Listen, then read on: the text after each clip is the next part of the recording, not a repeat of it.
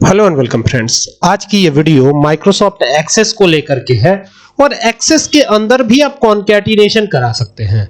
जैसे आप एक्सेल में कॉन्कैटिनेशन कराते हैं वैसे एक्सेस में भी हो सकता है। अब कैसे होगा ये पूरी डिटेल आपको बताऊंगा, ठीक है। अब आइए स्टार्ट करते हैं। यहां से चलेंगे और माइक्रोसॉफ्ट एक्सेस को पहले ओपन करेंगे। तो ये एक्सेस का 2007 ही मैं ओपन कर रहा हूं, कन्वीनियंट है, सबके पास अवेलेबल होता है। और एक वर्जन एक्सेल का भी ओपन करूंगा क्योंकि एक्सेल में ही हमें कंपेयर करके देखना है, ठीक है।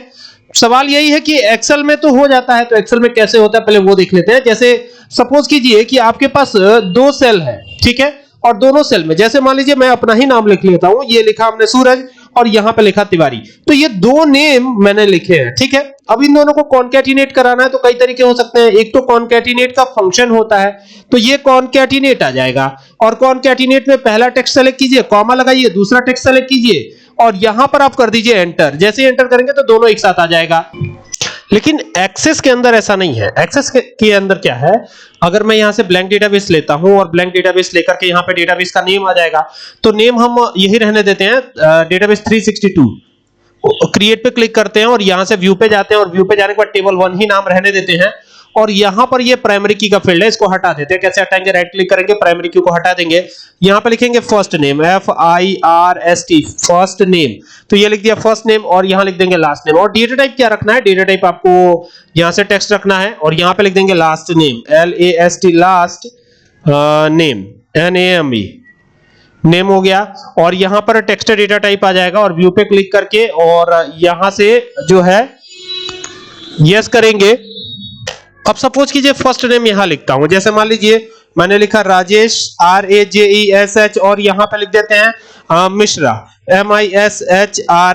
तो ये हो गया राजेश मिश्रा। अभी यहां पर आप देखेंगे कि ये फर्स्ट नेम अलग है और लास्ट नेम अलग है, लेकिन एक क्वेरी हम बनाएंगे। यहां से इसको सेव करेंगे, सेव करके यहां से क्लोज करेंगे, क्लोज करके क्रिएट पे जाएंगे, क्रिएट पे जाके क्वेरी डिजाइन पे जाएंगे और क्वेरी डिजाइन पे जाके इसको ऐड करेंगे और ऐड करके फर्स्ट नेम लेंगे, लास्ट नेम लेंगे, ये देखिए ऐसे।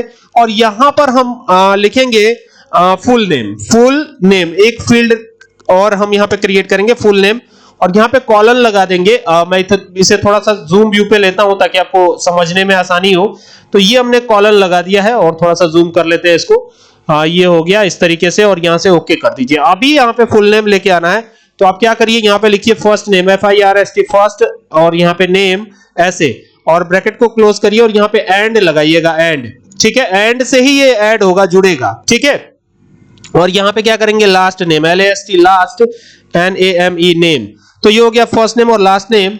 और यहां पर ओके करिएगा और ओके करके यहां से रन पे क्लिक करिएगा और रन पे क्लिक करते ही आपको ये सिनेरियो नजर आएगा, ठीक है, देख सकते हैं ना।